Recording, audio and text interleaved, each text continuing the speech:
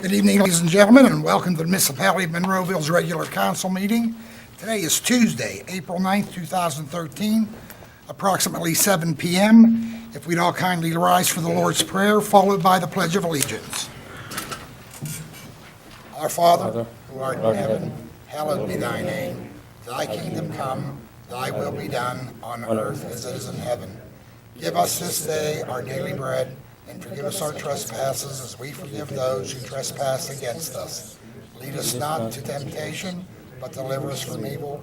For thine is the kingdom, and the power, and the glory forever. Amen.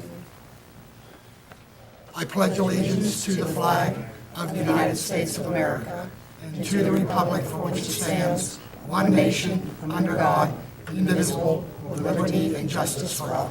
Ladies and gentlemen, if you all stand for a moment. We had passing of one of our former lieutenants, Dave Jones, passed today, so if we would all bow our heads for a moment of silence and think about his family. Thank you all. Yeah, DJ. Roll call, Sharon, please. Mayor Cinco. Here. Mr. Erb. Here. Dr. Griesbach. Here. Mrs. Drumheller. Here. Mr. Johns. Here. Mrs. Allison. Here. Mr. Duncan. Here. Mr. Ramsey. Here. Mrs. McKinney. Here. Mr. Dice. Here. Mr. Hugas. Mrs. Worksman. Here. All righty, council. Mayor, if I could interrupt for just a second, can I? Yes. If I can, I'd like to, if council permits me, I'd like to ask a couple of quick questions. And the only reason I'm doing it, I'm not feeling real good yet. I don't know how long I'm going to be here. I just have a couple questions I'd like to ask. One for sure, if I may. You have the floor, sir.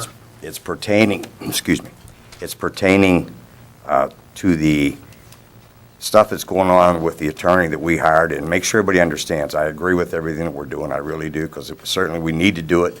I don't necessarily agree with how we got there, but we certainly have to do it. Question I have is, Lynette, was last Thursday, I think, you had said that you and Mr. Dice, excuse me, got on Google and looked for HIPAA attorneys. And I did the same thing, and I can't find, unless I'm looking wrong, but I looked awful hard, I can't find these guys under HIPAA attorneys. Which search engine did you use? I don't know.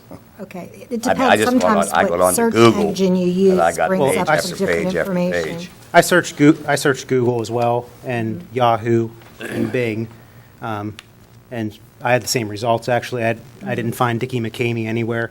I didn't find Mr. Bresnahan. And there's some general, like, say, lawyers.com, which is a search engine specifically for lawyers. If you type in HIPAA attorneys in Pittsburgh, there's 1,410 attorneys that come up. I went through all of them, and he's not on there. So I went to the Dickie McCamey website and searched under HIPAA, and it does take you to a healthcare-related field or a group that they deal with. And you can search also on their website, and residents certainly can as well, and you get, you can pull up a profile for the attorney, and Mr. Bresnahan concentrates his practice in civil litigation, construction law, and municipal law, with particular emphasis in real estate litigation. And then it goes on to say that he's a frequent lecturer on eminent domain and real estate tax assessment appeals. Not to interrupt real quick, but I don't want you to think I'm throwing stones, because I'm not. I just want to make sure we have the right people that are doing what they need to do for us. That's all I'm concerned. Yeah, I think in the executive session, that was well represented, that we I'm do sorry. have the, in the executive session, that was well represented, that we do have the right team of attorneys representing the municipality. Well, certainly, I would agree. In the executive session, I mean, nothing against Mr. Bresnahan whatsoever. I'm sure he's a very good attorney. Yes. He represented himself very well in executive session. He's very well spoken, very professional, and I don't want to take anything away from him whatsoever.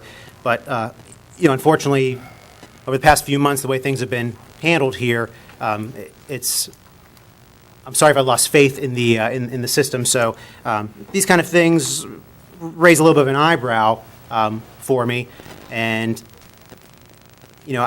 once again, it all comes back to not everybody on council being in the loop of things. If If we knew that where we got the attorney from, straight up, that might be one thing. I don't know if Mr. Dice was involved with interviewing this group by chance. Mr. Dice, could you answer that?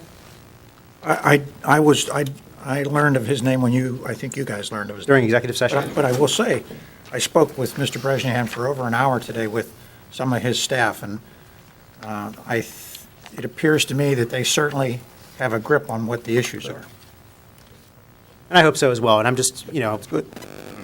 Once again, for the way things have transpired over the past few months, I just want to make sure that everything's handled objectively, independently, and we can get this all settled and put behind us. Well, if you're implying that, I didn't know anything about who this attorney was until the day you knew either. So if you're implying that somebody on council Oh, no, influenced not at this at all. all. Not implying anything. That wasn't, Okay. nobody was implying. But I asked how we found the attorney, and it was through a Google search, and now we Google search, and he's nowhere to be found, it raises an eyebrow. Did you do a Health Human Service as part of your, I searched it many different ways. so you put in Health Human I- Services? Yes. Okay. All right. Different keywords. I went, different order of things, Allegheny County, southwestern Pennsylvania, Pennsylvania,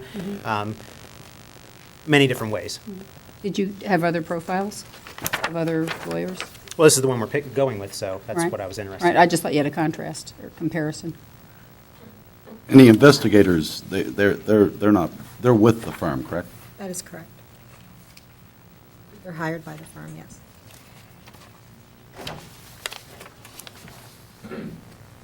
Anything else, counsel? That was my only question. Okay, moving over to our approval of the minutes, the Citizens Night meeting of February 7th, 2013, and council meeting of February 12th, 2013. Any further additions or corrections, council? Seeing none, is there a motion on the floor? Move to approve the Citizens Night meeting, February 7th, council meeting of February 12th, 2013. Is there a second? Second. Roll call, Sharon, please. Mr. Erb? Aye. Dr. Griesbach? Aye. Mrs. Drumheller? Aye. Mr. Johns? Aye. Mrs. Allison? Aye. Mr. Duncan? Aye. Mr. Ramsey? Aye. And we'll move over to the approval of our reports of our tax collections. Once again, council, any further comments or discussion? Seeing none, motion on the floor. Motion that we approve the reports of the tax collections. Second. Roll call, Sharon, please. Mr. Ramsey? Aye. Mr. Duncan? Aye. Mrs. Allison? Aye. Mr. Johns? Aye. Mrs. Drumheller? Aye. Dr. Griesbach? Aye. Mr. Erb? Aye. And we'll first move over to our payroll report. Any further comments? Seeing none, motion on the floor. Move to approve payroll. Is there a second? Second. Roll call, Sharon, please. Mr. Erb? Aye. Dr. Griesbach? Aye. Mrs. Drumheller? Aye. Mr. Johns? Aye. Mrs. Allison? Aye. Mr. Duncan? Aye. Mr. Ramsey? Aye. And we'll move over to our list of bills.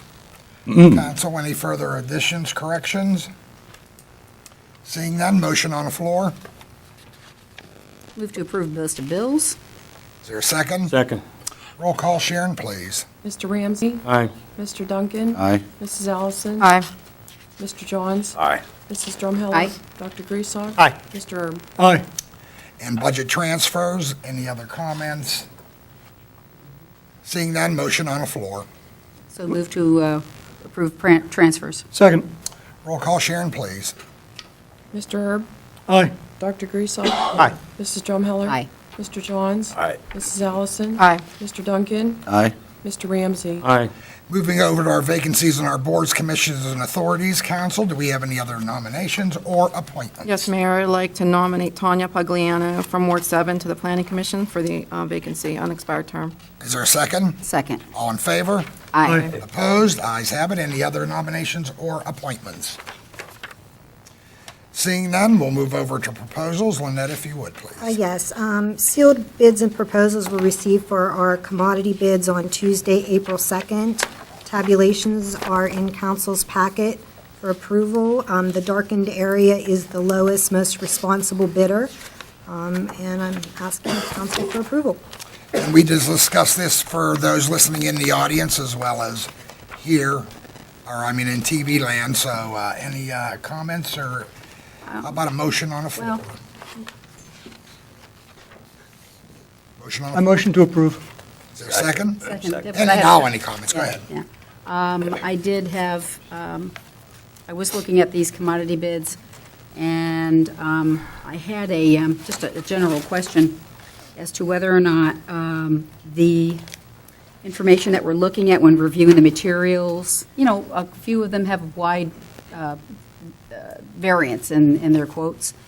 And I would like to know a little more about why it comes through that way. I know that in the past, I've asked that question, and there's not really been much of an answer. Maybe there's a theory to it, maybe there isn't. A lot of these people know each other, and so sometimes you'll get an extreme, high bid and a low bid, and of course, the low bid looks good. So, but do we have the means to, or have we ever done this, where we contact the supplier directly and, or anonymously even so we could ask for flat rates, ahead of time, just to see whether or not any of those things might include things that are maybe transfer fees, if it happens to be in a place like Pittsburgh, and they tag maybe $7 a ton transportation fee on that. Maybe if we picked it up with our trucks, we could save money for that. Yes, I do believe our superintendent of public works does check on all of the bidders. A lot of the price differences have a lot to do with the fact that they're in-state, out-of-state, so he does follow through with that, as well as it's kind of ironic that you ask this, because the Chicago bids or the Turtle Creek Valley Council of Government bids sometimes will come in actually higher than what our bids are, and it's the same bidder. So we do closely watch that and monitor that. Does it pay for us to do any of this stuff where, instead of the delivery of it, that we take our big trucks to pick up and save part? Actually, if it does, we do that. Okay, all right, thank you. That's all my comments are. Any other questions or comments on this item before you? Seeing none, we did have a motion and a second. A roll call, Sharon, please. Mr. Erb? Aye. Dr. Griesbach? Aye. Mrs. Drumheller? Aye. Mr. Johns? Aye. Mrs. Allison? Aye. Mr. Duncan? Aye. Mr. Ramsey? Aye. Moving over to resolutions, Lynette, if you would. Yes, Mayor. The first resolution is a resolution approving the proposed agreement with the Convention Visitors Bureau of Greater Monroeville concerning a service and maintenance agreement for the vehicle, that would be their buses. As we discussed on Thursday evening, this basically is a housekeeping item that's been done over the course of many years. I highlighted in the contract, there's two things that we will actually now begin to bill for our material costs and personnel and labor costs for that. And in addition, we've added a clause that the CEO may waive the fees for the municipality to use our vehicles in the event that we would need that, use their vehicles, sorry. Motion on the floor. Motion to approve. Second. Questions or comments? How were they billed before, prior to this agreement? I'm not sure they were ever billed before. So we were never reimbursed for our expenses that they agreed to do? I do not. Is there any We documentation? billed for gas and No. insurance costs. Oh, I mean, Not the for work no they do maintenance. mechanics, which is what they're going to agree to now, which they've always done, but we've never billed them for that? Not that I'm aware of. Any other questions or comments, council? Roll call, Sharon, please. Mr. Ramsey? Aye. Mr. Duncan? Aye. Mrs. Allison? Aye. Mr. Johns? Aye. Mrs. Drumheller? Aye. Dr. Griesbach? Aye. Mr. Erb? Aye. Lynette, if you would. The second resolution is a resolution approving the proposed agreement with the Turtle Creek Valley Council of Governments concerning salt brine. Again, this is a housekeeping item that was done under Manager Little. It never followed through with an agreement, and we're just getting the agreement in order so we can continue with that same process. Motion to On the approve. floor. Second. Questions or comments? Are we, if I understand this correctly, we're going to get paid for brine that we make for them, or? That's correct. We actually make the brine. Other communities buy the brine. The COG bills for the brine, and we make the profit. Okay. So really, the transactions go through the COG. Correct. They actually They're the keep conduit. 3 cents per gallon of brine sold for their convenience of their billing. Okay. Any other comments, council? Roll call, Sharon, please. Mr. Erb? Aye. Dr. Griesbach? Aye. Mrs. Drumheller? Aye. Mr. Johns? Aye. Mrs. Allison? Aye. Mr. Duncan? Aye.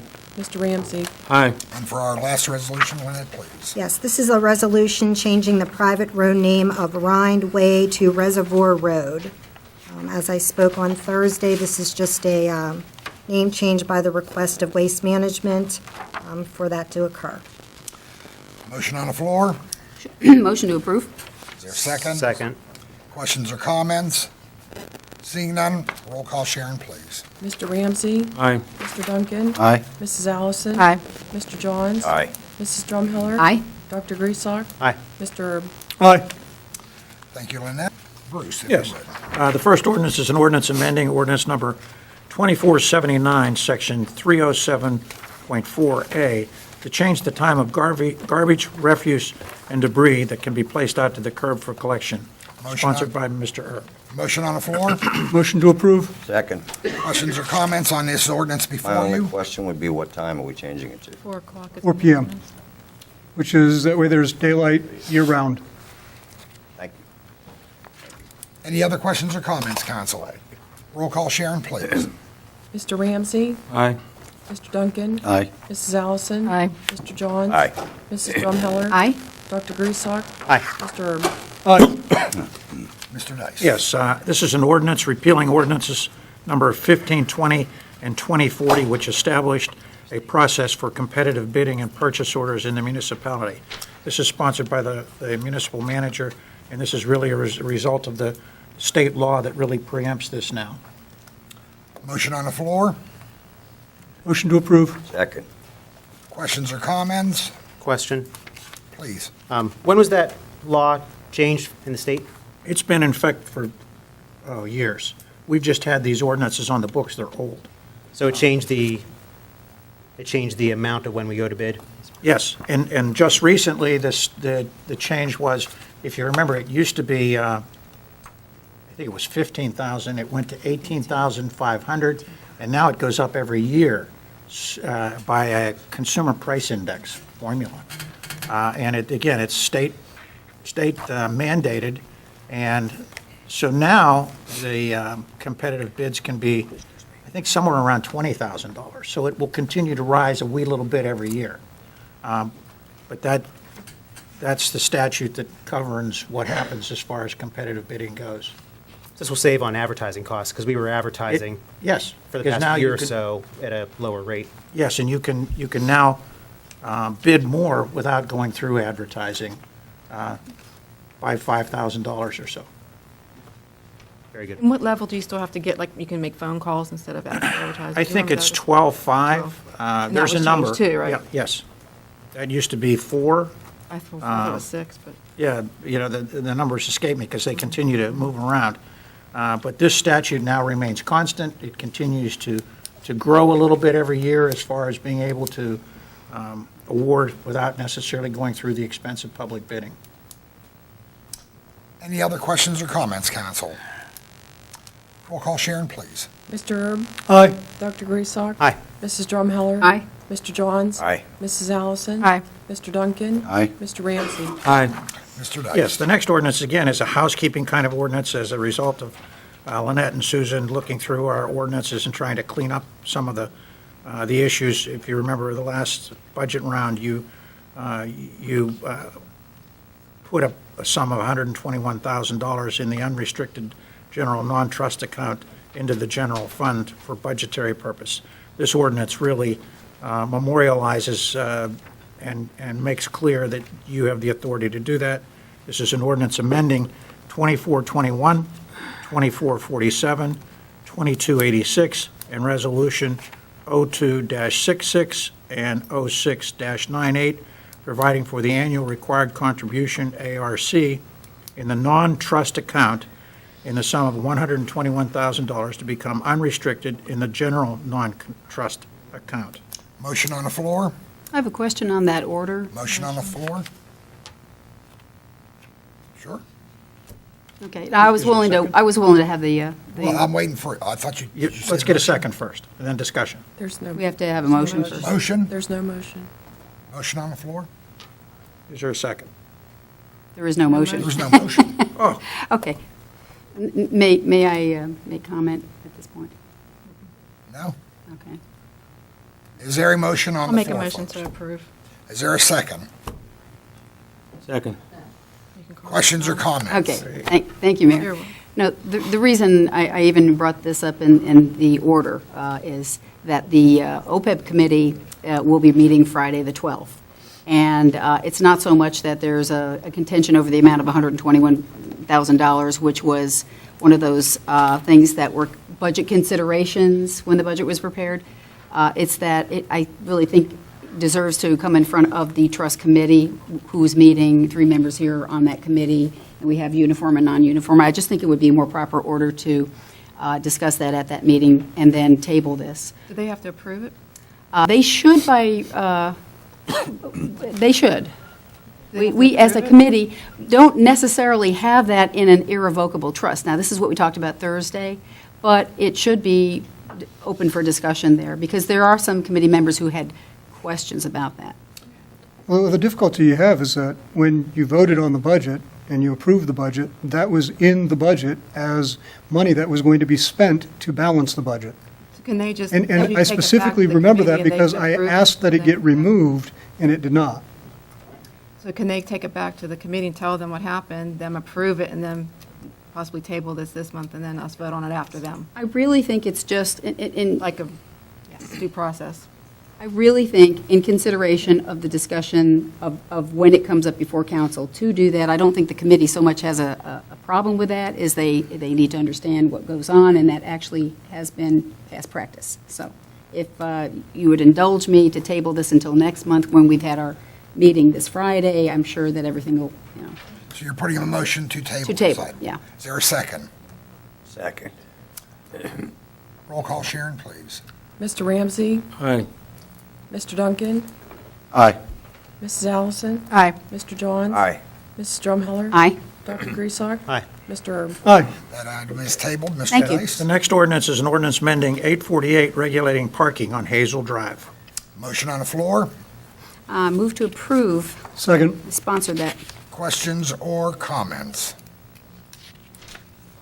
Seeing none, roll call, Sharon, please. Mr. Erb? Aye. Dr. Griesach? Aye. Mrs. Drumheller? Aye. Mr. Johns? Aye. Mrs. Allison? Aye. Mr. Duncan? Aye. Mr. Ramsey? Aye. Mr. Dice? Yes, the next ordinance is to provide for an amendment of the 2011-2013 capital improvement budget. Motion on the floor. Motion to approve. Is there a Second. Questions or comments? Roll call, Sharon, please. Mr. Ramsey? Aye. Mr. Duncan? Aye. Mrs. Allison? Aye. Mr. Johns? Aye. Mrs. Drumheller? Aye. Dr. Griesach? Aye. Mr. Erb? Aye. Mr. Dice? And the last ordinance is an ordinance to provide for the amendment of the 2013 general fund budget. Motion on the floor. Move to approve. Is there a second? Second. Questions or comments? Seeing none, roll call, Sharon, please. Mr. Erb? Aye. Dr. Griesach? Aye. Mrs. Drumheller? Aye. Mr. Johns? Aye. Mrs. Allison? Aye. Mr. Duncan? Aye. Mr. Ramsey? Aye. Thank you, Mr. Dice. Before we get to public comments, I need to apologize to everybody sitting here. I totally just blew right through the public comment on agenda items. As you most of you know, most of it was housekeeping stuff, but I sincerely apologize for my mistake. Now we're open to public comments on any issue you would like to address. It is your time to address council. Please.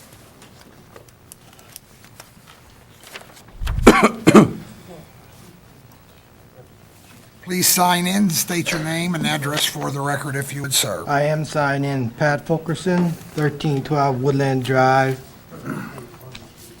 Mr. Fulkerson. Good evening, Mayor, and good evening, Council. I'd like to request, before I begin, I'd just like to request a copy of the ordinance and number that put all the 511 taxes back to the manager. It seems that I couldn't locate one, and if this can be done, I would appreciate it. Do you know the number? I don't have it in front of me. It's not signed yet, so Huh? that's why it's not. All right, all right. He was looking for the number, though, that's all. Today I couldn't get into, I was denied access to my software. I hope this was an accident, and I hope I can get in tomorrow in the real estate. I don't really care about the 511 taxes, but I do like to have access to the real estate taxes. Mr. Fulkerson, we looked for you this afternoon to correct that, and we talked with your staff members, and that's all been taken care of. All right, good. Your access is I thank you correct. very much for that. I appreciate that. Now to the issues I would like to discuss with council. I'm going over my separation calculation, and I noticed a few concerns that I had with the calculation, which are the following. Longevity pay was missing from the calculation. It was told by the personnel director that it was based on the prior year.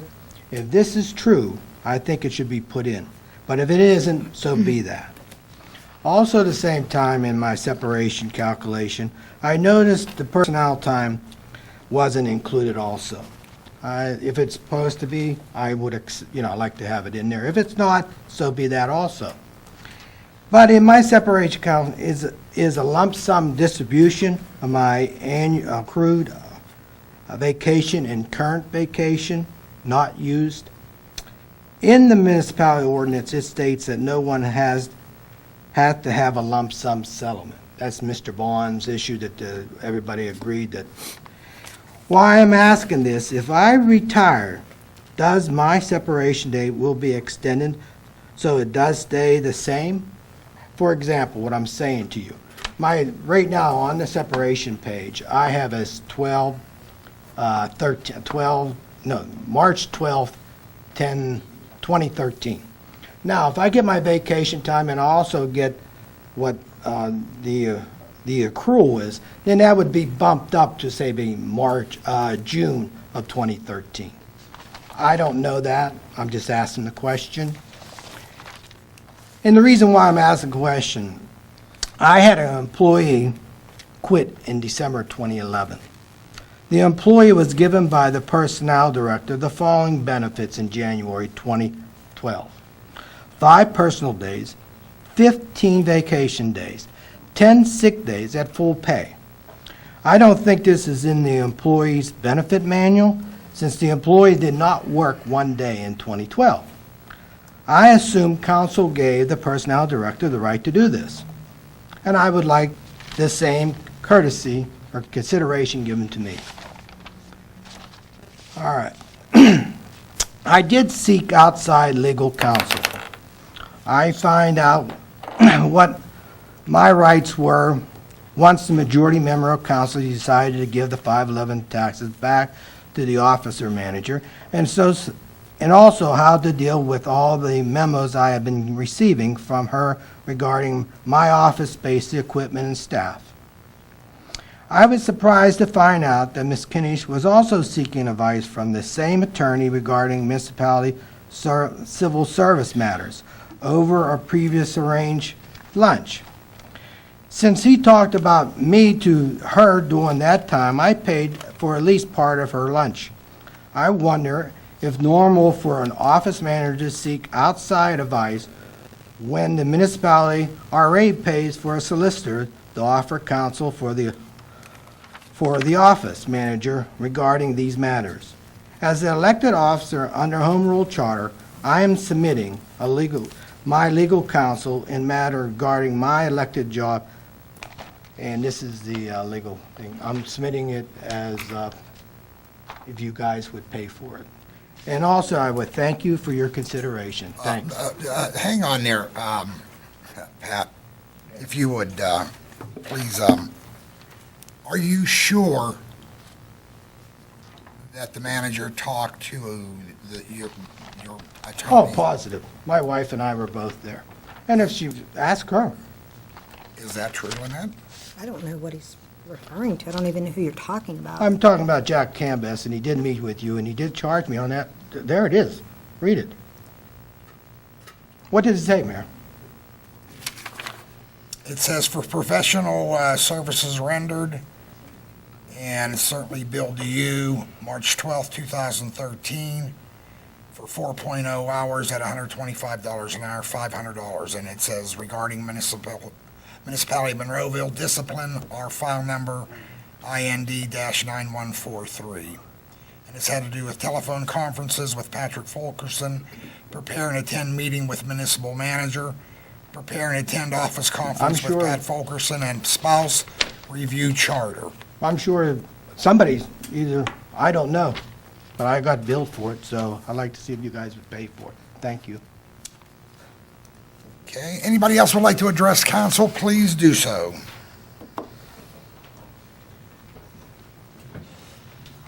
Good Did evening. you sign in? Yes, I Please did. state your name and address for the Linda record. Gatos, 178 Westminster.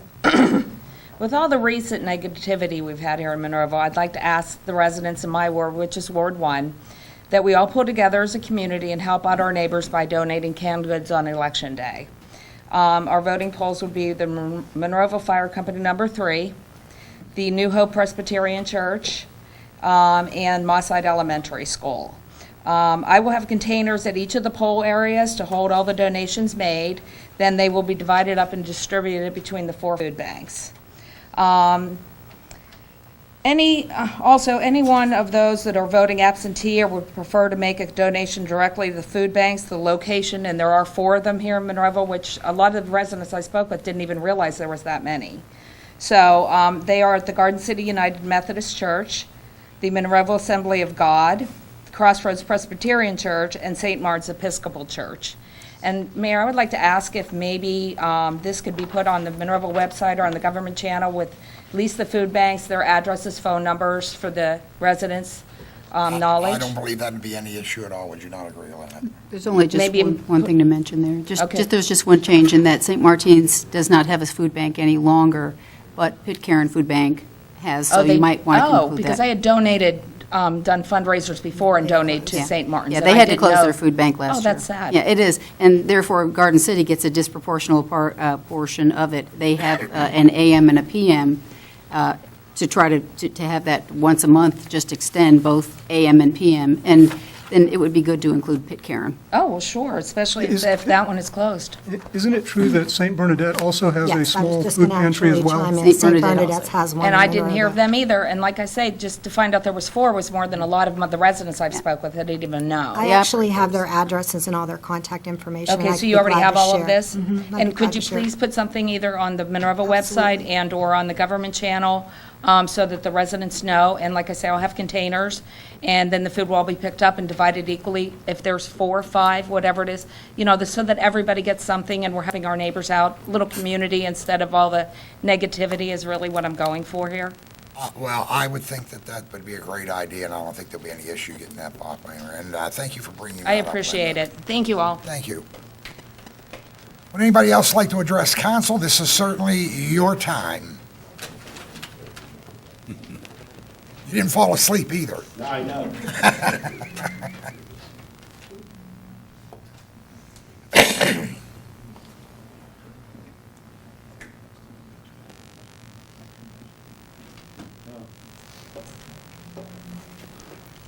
Ralph Greco, 4804 Burke Drive. I think at this time I'd really like to thank the snow removal crews. They really did a great job this year. And I'd also like to thank the refuge garbage guys. They're really doing a nice job too.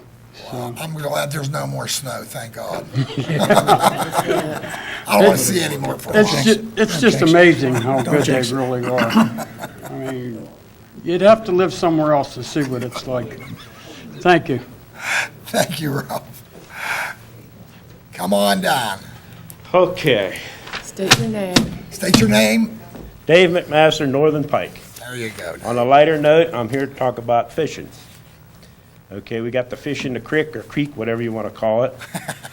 We put about 3,800 today. We float stocked from the Sunder Station Bridge, about 3/4 mile down.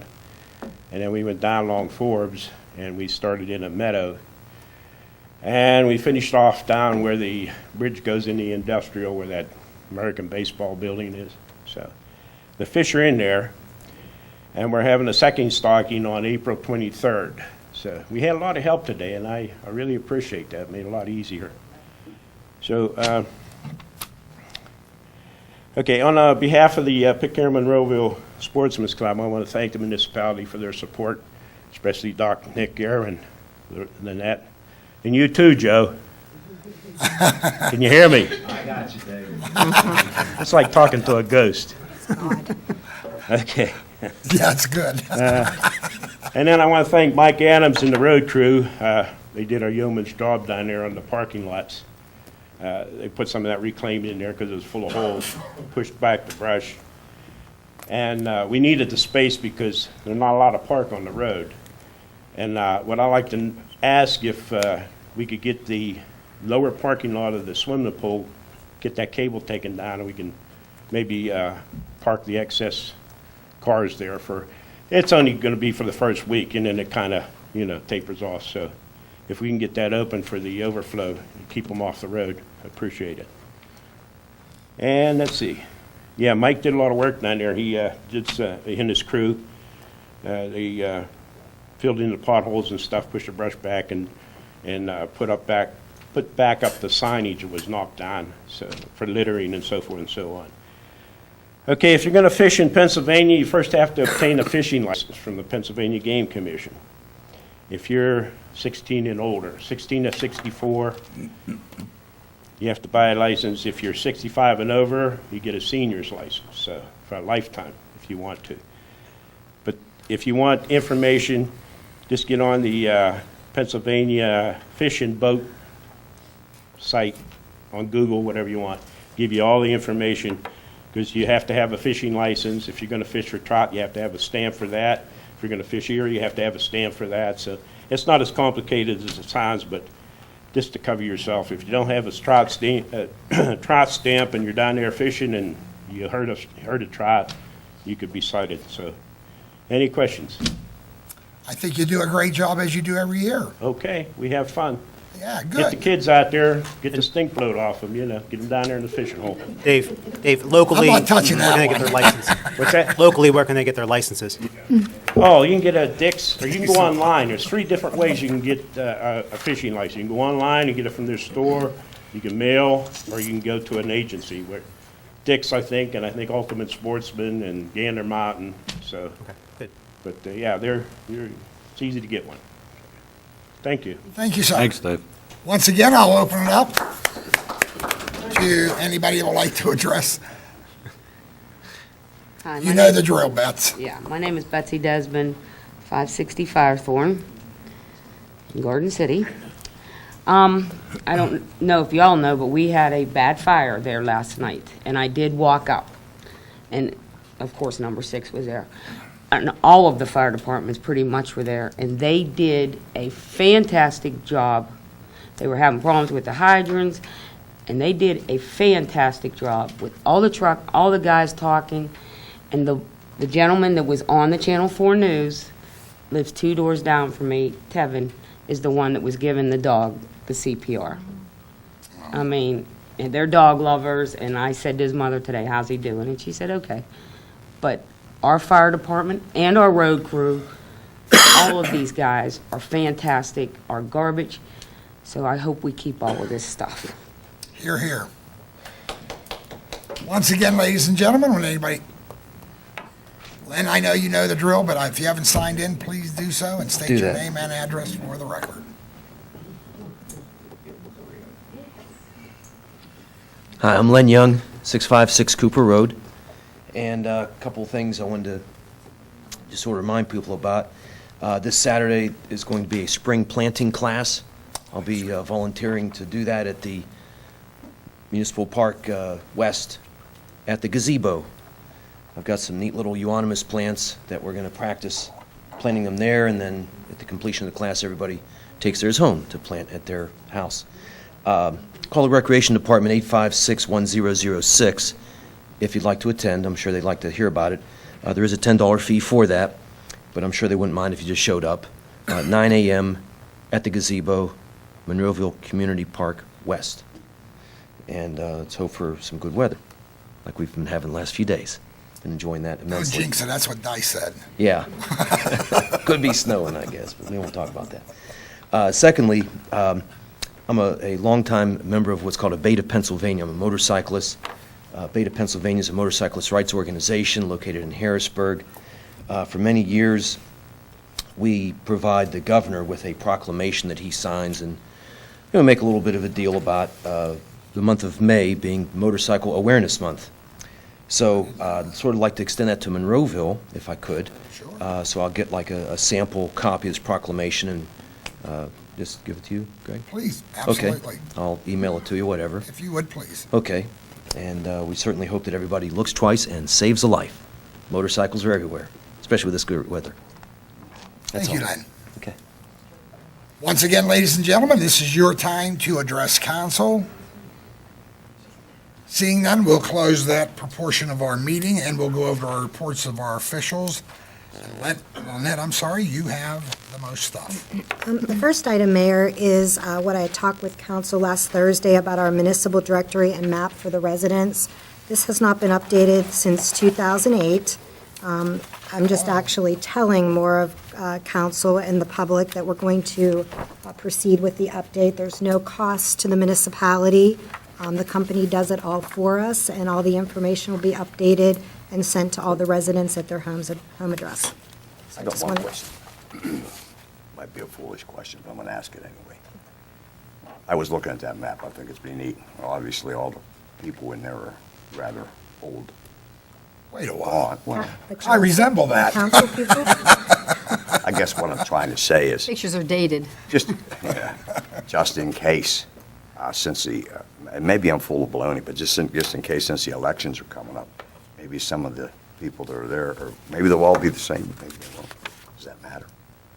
Maybe it doesn't matter. No, they just update it for the current I year. understand. I'll shut up. Just asked. That's certainly something we could probably do annually.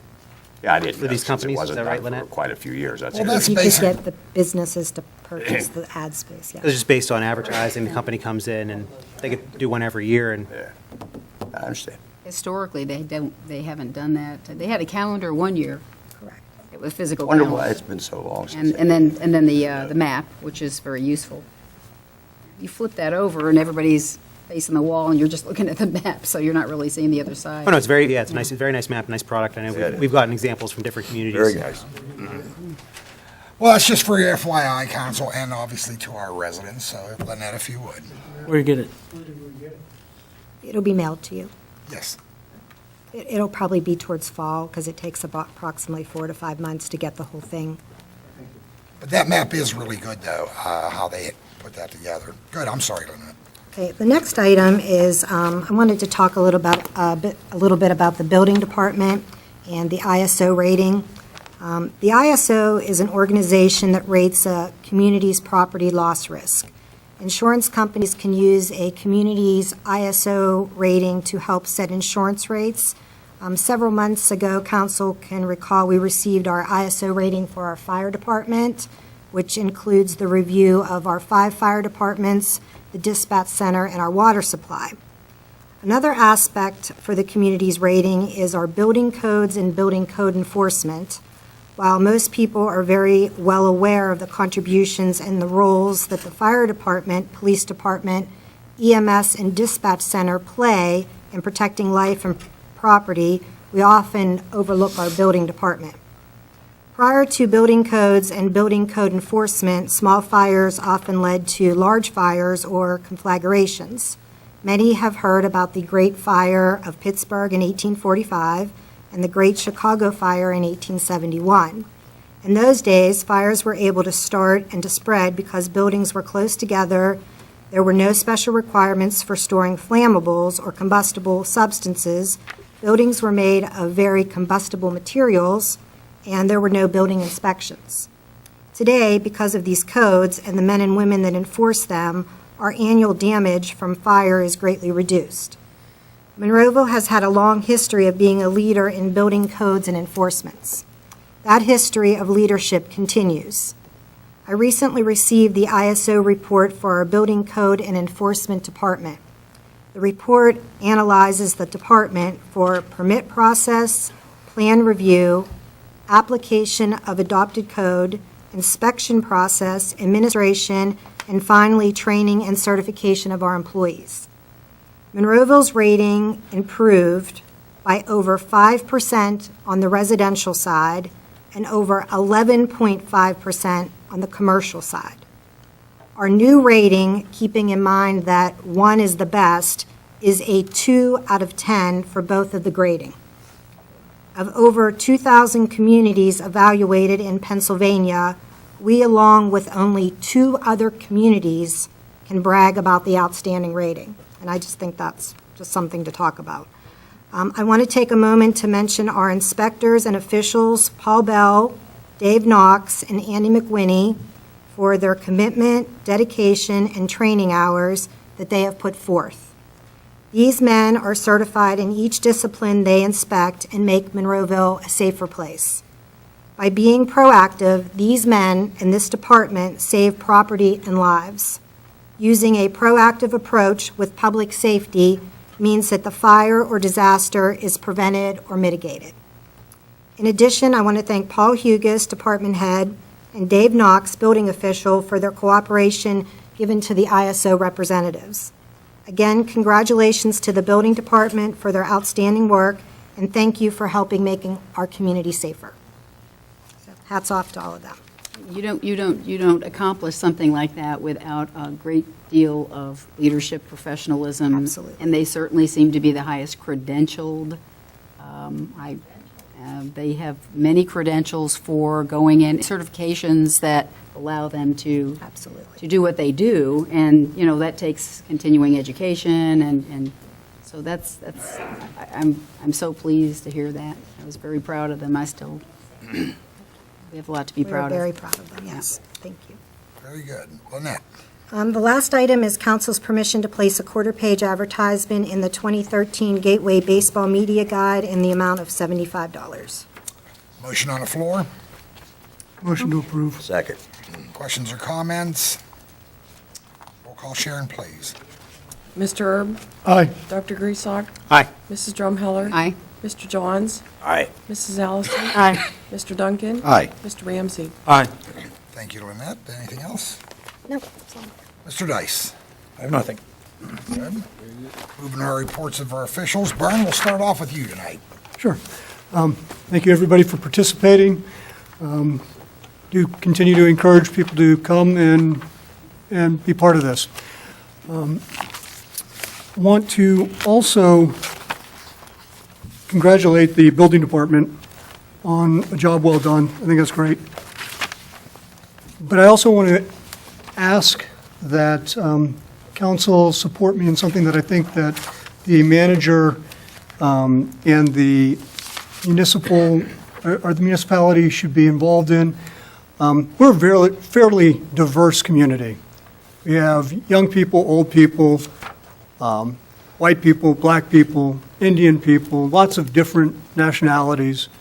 And one of the things that we've talked about over the last few months that's occurred in this building is that we've had a history of what I'll call a hostile workplace.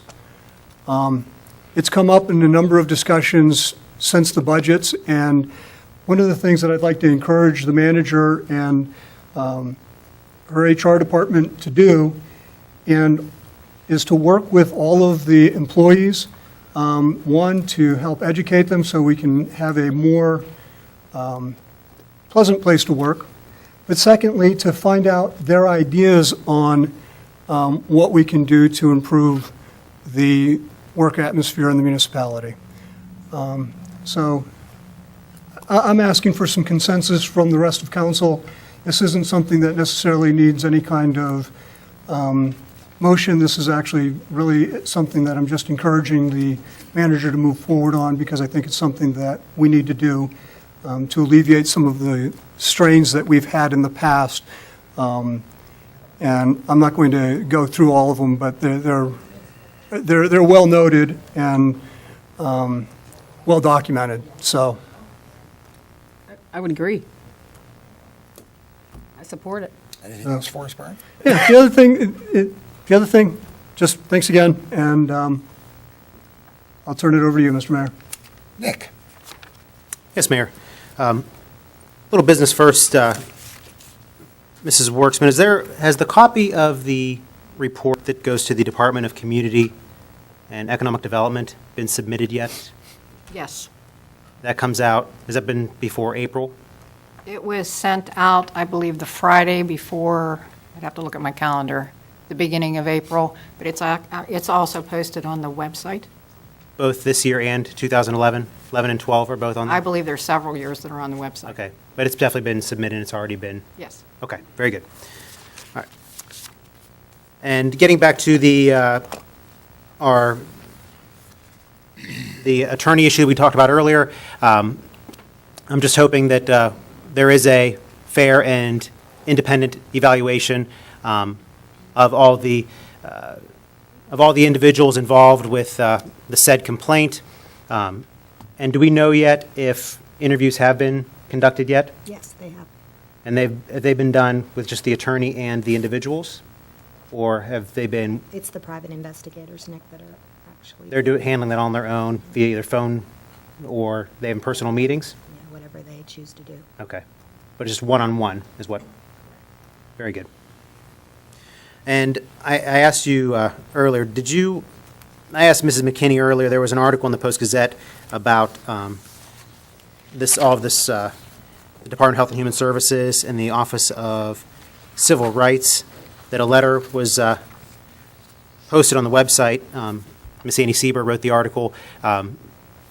Council was notified of the letter on a Tuesday at 4:37, and then there was an article on the front page of the paper the next morning, which I know Annie Siebert is certainly a very professional writer and does her due diligence, but it's very challenging to get people, get information, get people interviewed, put together a story, and have it on the front page of the paper the next morning. So my question, my concern was, well, how did the letter initially get to the Post-Gazette?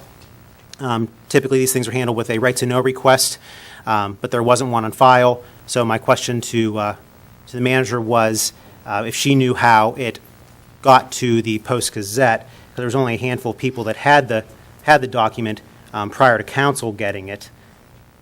Did you, Ms. McKinney, did you have a? Yes, I think I provided you the full report of my review. Did you not get that by email? I did, but the report said that you said you didn't send it, and then Mr. Dice said he didn't send it, Mr. Bresnahan, Chief Pascarella. Those are the four that were privy to it, and they all denied that they sent it. Correct. So you don't have any other individuals that may have had the letter? I don't, no. No one in our municipality had the letter other than those people. So it magically, so it got to the Post-Gazette somehow? I don't know. Okay. Well, I'm going to jump in on that. Now, I don't have positive proof on that, but I hear Annie Seaford and her dad and Mrs. McKinney's dad have been friends for years. Now, I don't know if that's a fact or not. I'm not suggesting that. I don't know that. Oh, well, I'm just telling you. Now, if that's the case, I want to hear, if it's not the case, somebody deny it, because I've been told that by more than one person. I don't believe that my Why father don't knows. you ask her? She's here. Yeah. Why don't you ask her? I don't believe. Or ask her, she's here. That's Annie Siebert. Ask her. No, I wasn't implying there was a Well, relationship then, between no, the no, two I didn't guys. say you were. I said Maybe I. You I should said just I. ask Annie, did she receive the Ask letter her. from the municipality? I don't know where the letter came from. It showed up on my desk. Okay, now, We just have and to- if I'm wrong on that issue, I apologize. But again, I've been told that by more than one. Ladies and gentlemen, I've been told more than once that was the issue, and if it's not true, I do apologize. Nick?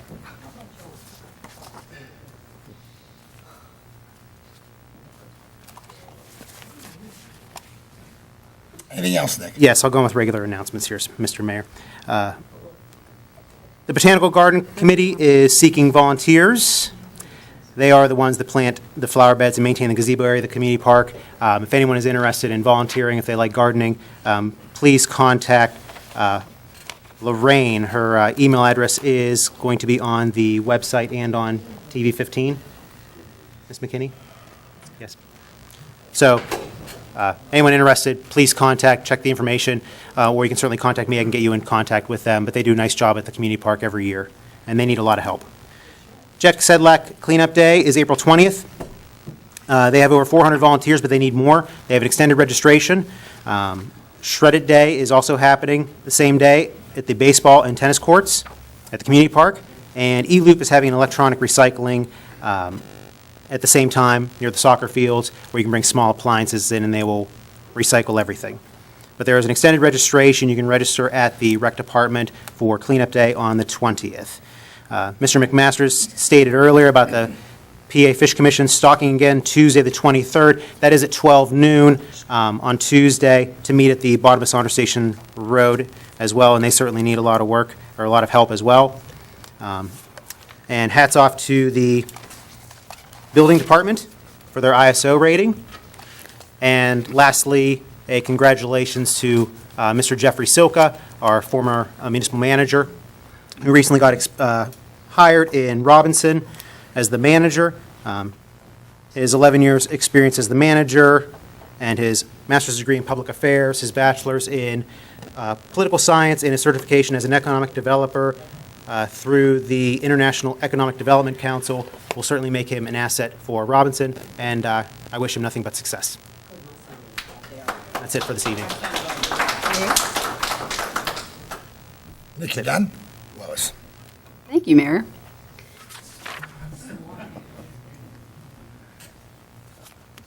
Thank you.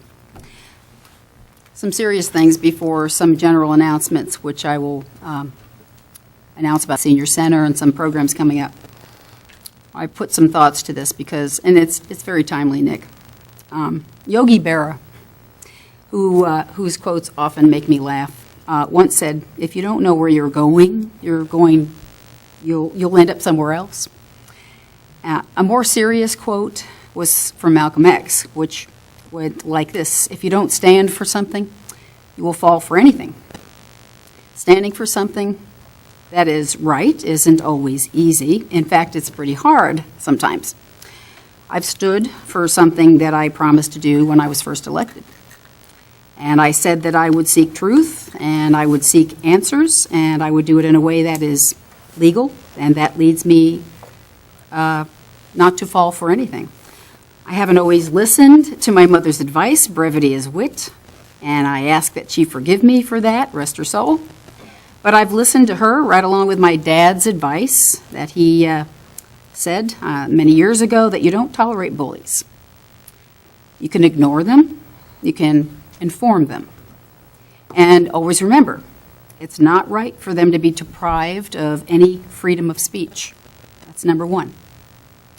And in particular, when bullies occupy the same side of the podium as you, then you need to inform them every time they run to the media and tell whoppers. And that's very interesting that we're talking about this, since the information that was confidential and shared made its way within less than 24 hours to a media who I don't see here tonight, WTAE, and there was an interview, and that seemed to happen awfully quick with something that should never have been shared, and I don't see the same level of concern for that.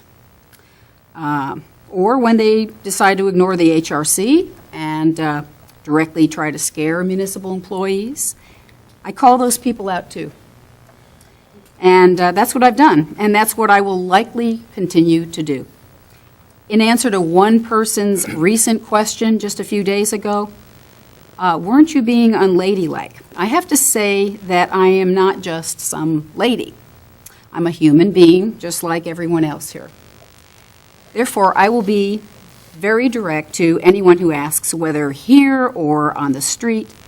I do not tolerate bullying as a strategy against a HIPAA compliance violation. I will not be part of some old boys network. I will not be a part of some old boys network that can wax nostalgia over the old days, and when you can count on the kind of counsel that only a few could benefit from. Meanwhile, I'm confident that the best thing that we can do to guide our municipality in a harmonious way through the rest of this year and on, regardless of what we have seen demonstrated here, is that we let the right people weigh in on the gravity of this HIPAA violation. and I think everybody might realize that a bit more now. I take my role as a local official seriously. I was asked to serve with that integrity, and no amount of bullying will dampen that spirit. The question we should all be asking ourselves up here is this: where's the media now to report the facts now that the federal investigation is going on? Where are they? The seriousness to act responsibly during a crisis shows by our own actions, and I will be true to those actions for as long as I can. I know that at least 3 other people up here might feel the same way, even though I'm really speaking for myself now.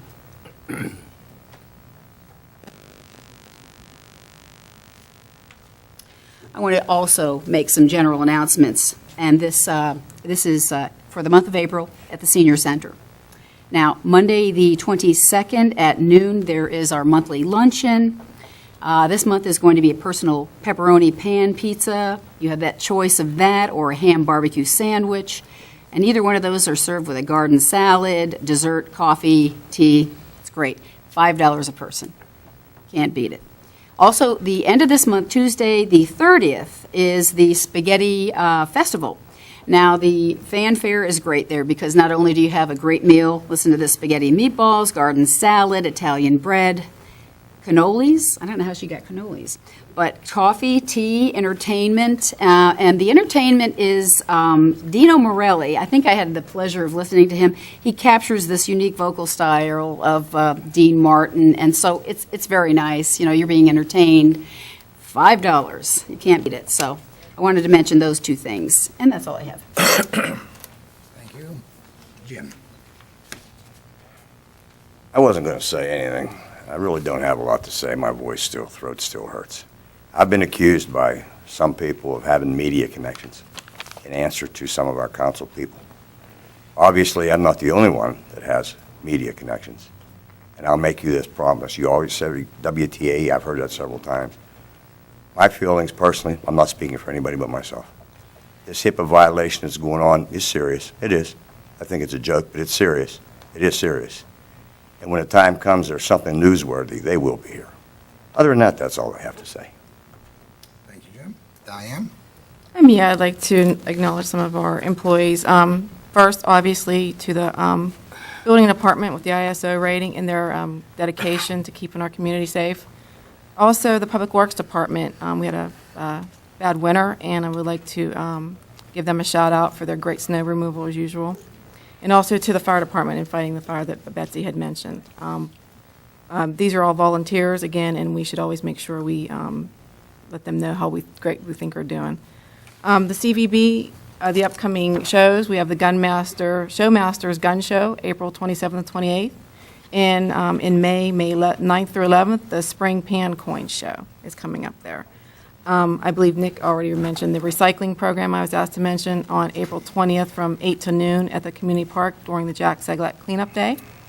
And we will be beginning our second annual Safety Day, starting the beginning plans for it. So if anyone has any ideas, please send them to me or the manager so we can address those at our first planning meeting. Thank you. Steve? Oh, I'd like to also thank the building department for the improved ISO rating. One thing I found interesting in Mr. Hugis's memo is the primary reason that Monroeville's classification has improved is because of the required staff certification and subsequent continuing education requirements. It's interesting. So education in this case works, but we don't really require it for our top positions. I also hope for a fair and non-biased investigation into this supposed HIPAA violation. And remember, next month, please get out and vote. That's all I have. Thank you. Clarence? Everybody vote. Get these bad guys out of here.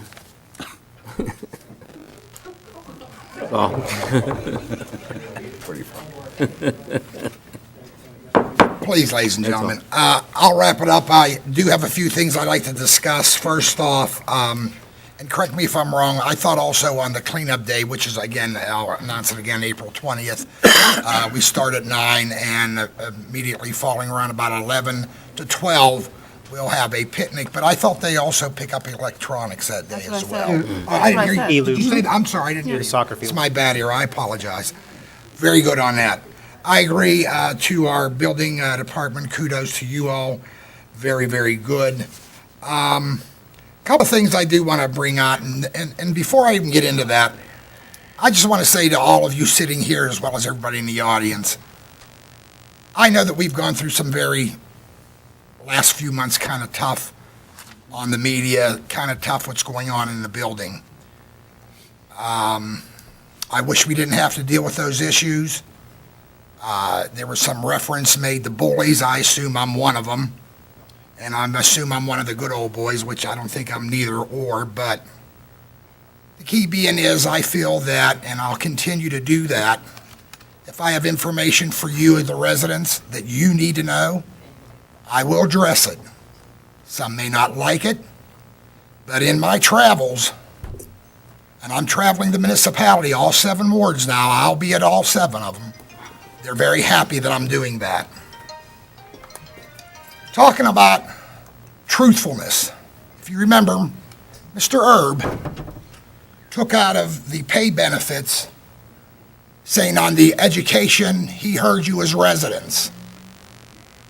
And he thought that was a great idea.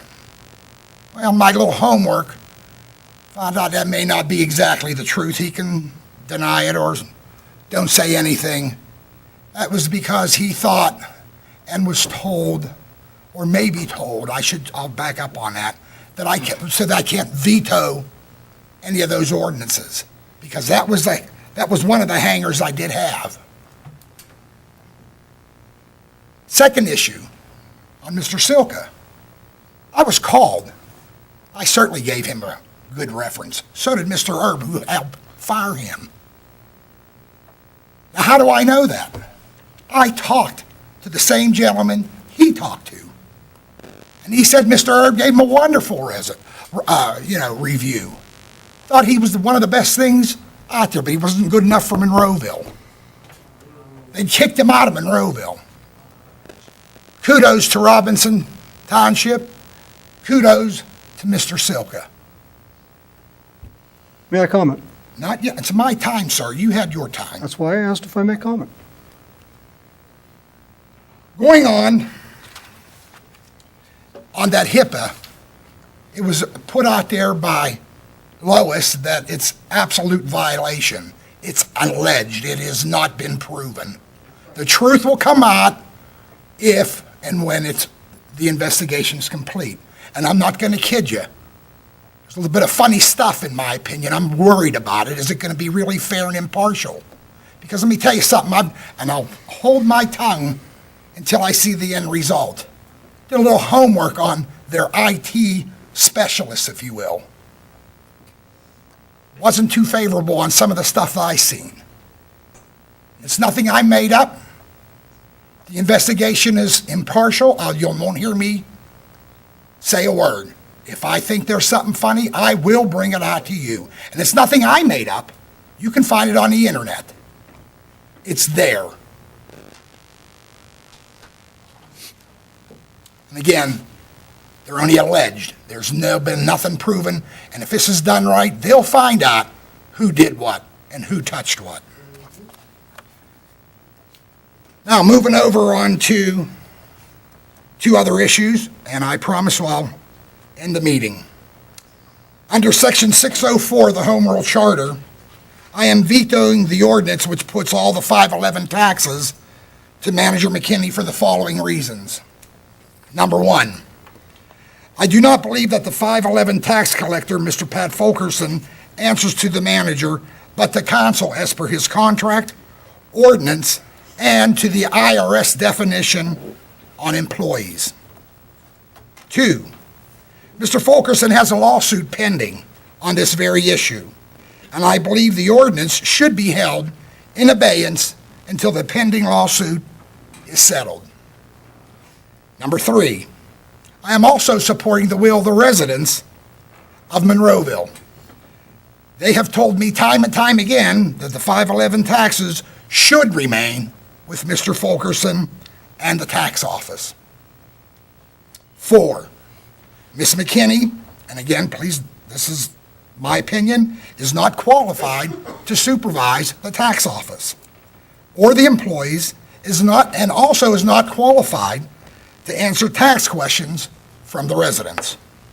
I will pass this out to council. I have one more.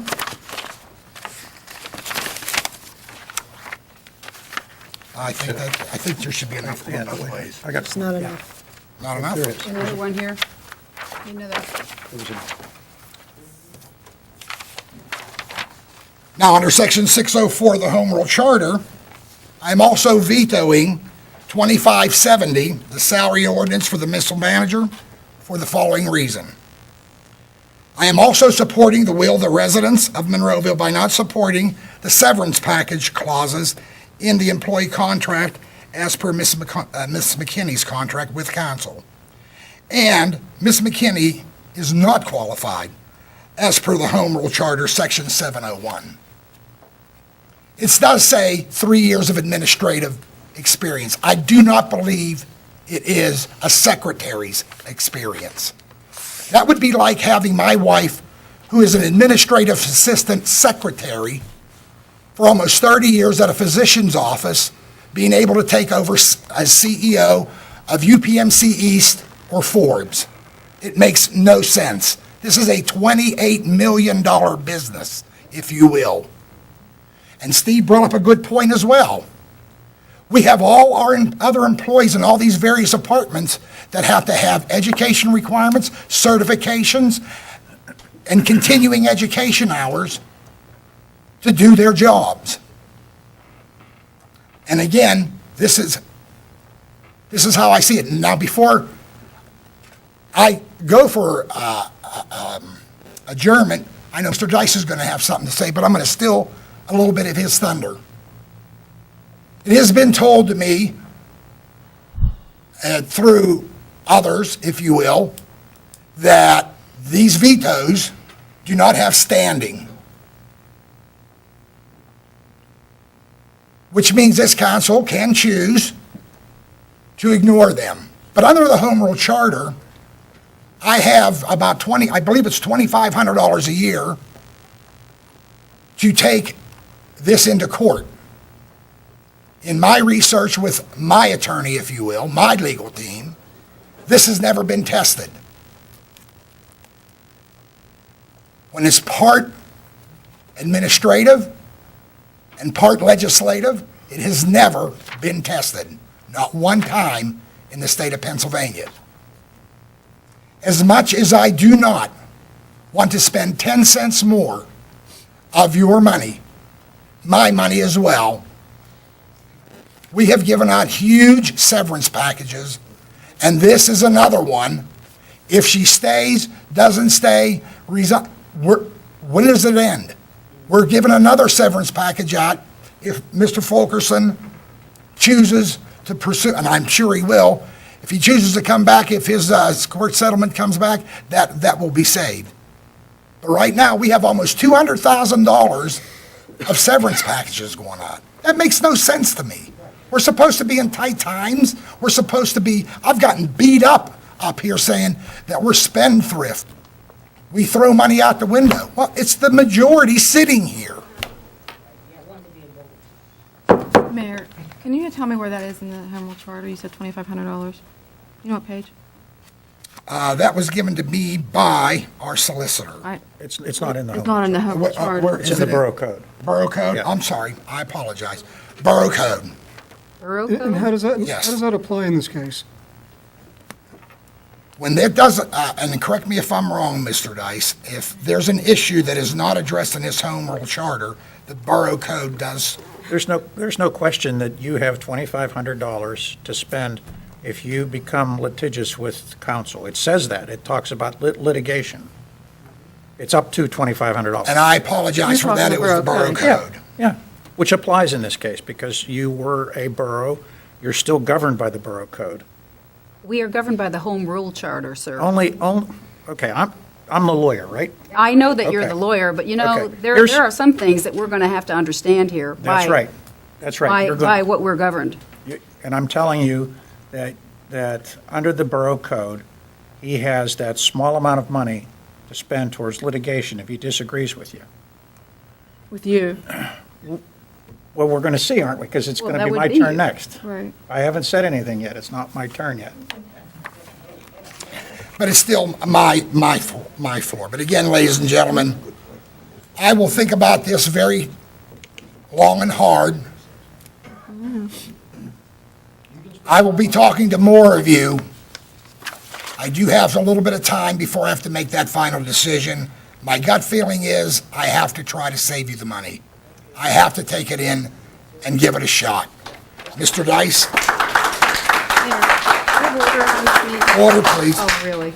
Thank you. Lois, you jump in anytime you want. It was my meeting, and Maybe- you jumped in and you're telling me order? Would you like Use your own... Would you like to hand me the gavel?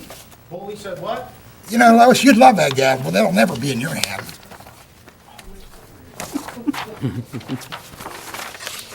Mr. Dice, I actually had asked, would you like to read your opinion Yes, into the record? I'd like it read into the record before the meeting's closed. Yes. Oh, absolutely.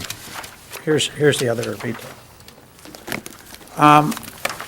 Councilman Allison did ask for an opinion on these issues of me some time ago, and I want you to know that I have not shared this opinion, this contents of the opinion with anybody. There's the original you can give to Lynette, and there's 1, 2, 3. I think that'll do it. That's first, I'm going to deal with the municipal manager first.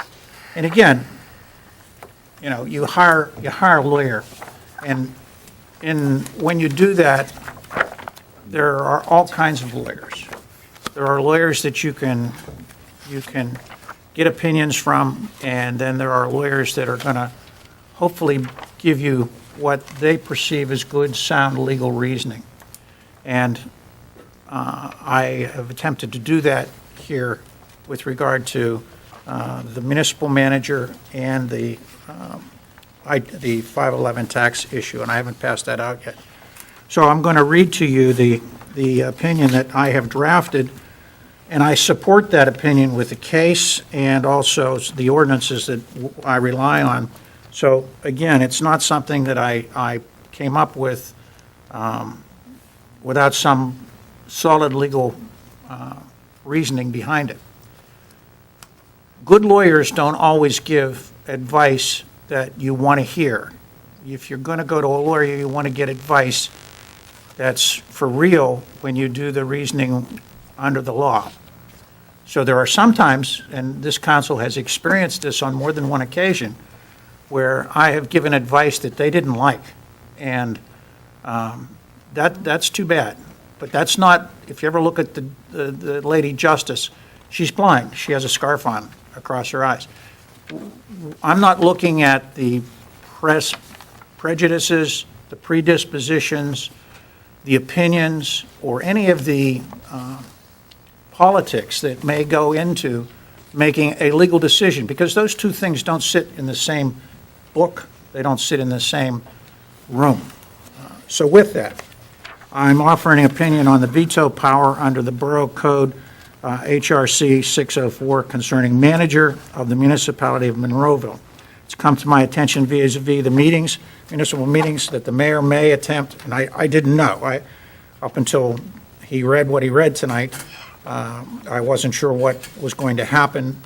But I say that the mayor may attempt to exercise his right of veto concerning ordinance setting the manager's salary and benefits. I've been asked to render an opinion concerning this possibility. A brief history is necessary in rendering this decision. Originally, Ms. McKinney was appointed as acting manager, and that's a term of art. Acting manager is a section under the Home Rule Charter 705, following the resignation of Mr. Silka. At that time, you had also established a salary for the acting manager for the very first time. My advice to both the mayor and council at that time, and my advice still stands today, is that the mayor had no authority concerning appointments or removals. And I cite a case that says that. There was no previous existing ordinance concerning established for the acting manager. Council chose for the first time to establish a salary for that position as acting manager. I opined at that time that the mayor could not veto the appointment of acting manager. However, he could veto the setting of the salary for the first time as acting manager on the theory that generally actions involving expenditures of borough funds must be approved by the mayor. And I recite the Eddy case again. With this backdrop, I now move to the position of permanent manager, no longer acting manager. Council annually has a separate and distinct ordinance, specifically ordinance number 2570, that sets the salaries for each and every employee, including the permanent manager. This ordinance was passed unanimously and approved by the mayor as set forth with his signature, and I have a copy of that ordinance that's affixed to the memorandum. In February of 2013, council voted to appoint Mrs. McKinney permanent manager and previously stated that action is not subject to veto. Again, that's the appointment. In March of 2013, council by ordinance also established a salary for the permanent manager together with benefits. The salary that was fixed in the ordinance was within the range set by council in ordinance number 2570 previously discussed herein. And again, that was approved by council 7-0 and also approved by the mayor with his signature. Given On the salary? the salary appointment. range, It's right here. Right here. Packet. here it That's your is. signature right here. Yes. Okay, and the very Yeah, first, I'm okay, confused. okay, just so we're here, just so you raised the question. The very first thing, the first position that's set is grade 11 municipal manager. It gives a minimum, midpoint, and maximum amount, and it has dollar value. And everybody agrees that that was passed on January 8th, 2013, signed off by Jeff Silka, also executed by Mr. Mayor. With that being said, I'll read again that sentence. Given the fact that this salary has already been approved via the salary ordinance, it is not subject to veto. The general operation of municipal departments within the existing ordinances or laws is considered administrative action and not subject to veto. And again, I rely on that Eddy case that says just that. That's a quote. As such, it is council, attorney's opinion, that the mayor cannot veto Ms. McKinney's salary. I want to now focus on the question of benefits, because there were also benefits, a benefits portion of that was passed by and remember, the benefits portion was passed by the majority of council. There is a section in the Home Rule Charter that refers to Article 5, Section 501 of the Home Rule Charter states, and I'm going to quote it, "In addition to other actions required by the laws of this charter to be taken by ordinance, those actions of the municipal council shall be by ordinance which establishes wages, hours, and fringe benefits of any employees appointed as office officials of the municipality." It's my opinion that the Home Rule Charter gives council the express right to set fringe benefits of employees, and as such, the Home Rule Charter excludes the veto by the mayor on this matter and reserves that province only to council. Conclusion: as chief legal officer of the municipality of Monroeville, it is my legal opinion that the mayor's veto is void and has no legal effect. I attach to that the Eddy case and the ordinance that I've relied upon for this opinion. The second issue was the matter of Mr. Fulkerson. And why don't you give Lynette the original, and you, I think it's,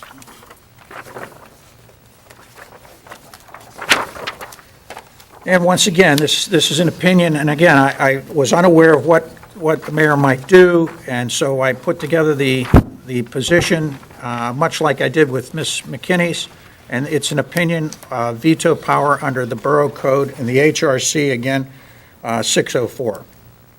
Existing 511 tax borough office general operation.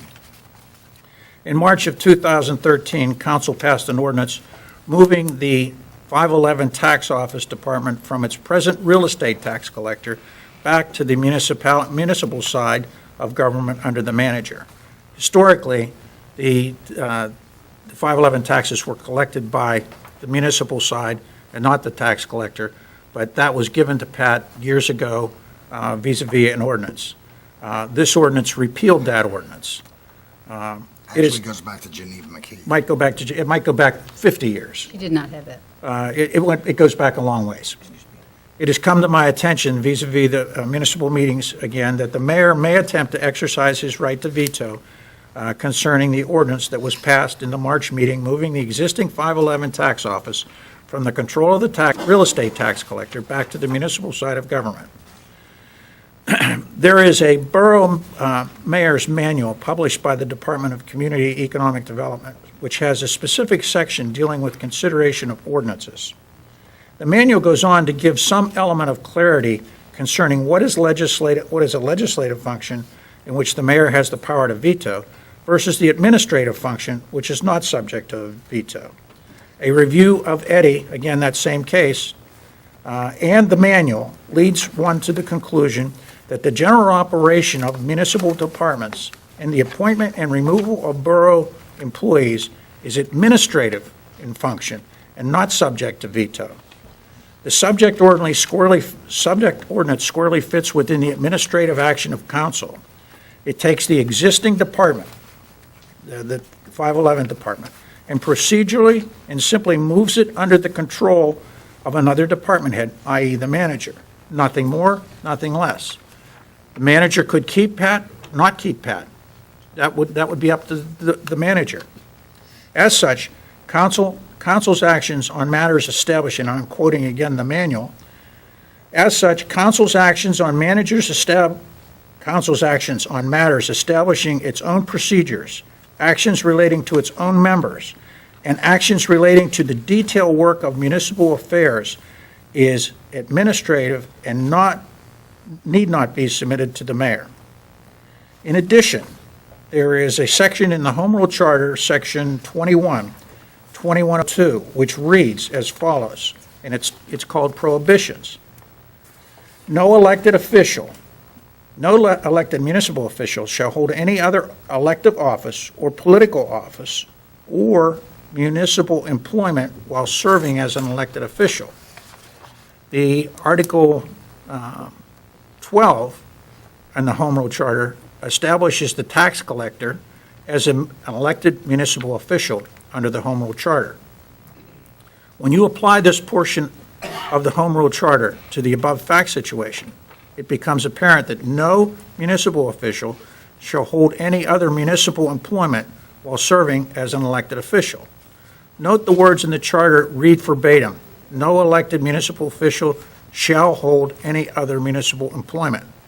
This language is mandatory. It's not permissive. And as such, the language precludes the elected real estate tax collector from holding such employment. Again, conclusion, as Chief Legal Officer of the municipality of Monroeville, it's my legal opinion that the mayor's veto is void and has no legal effect. All right, well, obviously, there'll be some issues and decided in court, and with that, is there a motion Mayor, can I to ask you a adjourn? question? When I had originally asked Mr. Dice for his opinion, it's when you said that you may possibly veto both the appointment of the manager, salary benefits agreement manager, and the chief of police. You did sign the chief of police, correct? Yes, But you're vetoing the manager. two different issues. You'd set them together at the same time when you, is in our meeting in March. Well, what does that have to do with Well, today? it just seems like you have the continual retaliation for harassment complaint from Ms. Oh, McKee. really? Mm. Is that how you say? I'm glad that's your opinion. It is not. Well, you said this in both the I meetings. put a motion to adjourn. Is there a second? I want to make a comment regarding your statement. You don't have the floor, sir. I have moved for a motion and There's an been no adjournment. motion. There was a motion, but there's not a second. I don't think there's been no second. And And we it's have it's some real comments simple. to make. I said publicly here, when all of this was going on, that I never wanted to lose Jeff Silka. I said that publicly. That's exactly what I told Jesse Forkier from Robinson. I told him that I like Jeff Silka. I do like Joe Sukla. He's a nice guy. I wish him the best, and I did give him a good recommendation. That does not change the fact. He resigned. I did not fire him. I did not want to lose Oh, Bert, Jeff you know what? He Silka. didn't have a choice. Well, I mean, This is council, folks, please. you can say what you like, Mr. Mayor, but the bottom line is, he resigned. He didn't have a choice. He did. He did resign. He did resign, there's no question. He did. But didn't have a choice. I never asked him to. There'll be blood on my hands. Mayor? Folks, Now may I make please. a motion to adjourn this meeting? Is there a second? I wanted to, second already in. No, Nick, everybody else is talking. I know, may as well. I just wanted to clarify something. My apologies to Miss Siebert. That was the point I was trying to make as far as any kind of connection between her and Mrs. McKinney. The point I was trying to make was that council members over the past few months, not all of them have had information at the same time, and I was trying to get to the bottom of how the Post-Gazette can get information before council members can have it. I learned about Mr. Cole's demotion through a Tribune Review reporter, and it appears through the article and the fact that it was online that someone had that letter from the Department of Health and Human Services before all members of council had it. And that was the point I was trying to make, so I wasn't trying to imply any wrongdoing on Ms. Siebert's part. Now may I make a motion to Well, adjourn? Nick, you indicated that you contacted the Department of Health and Human Services.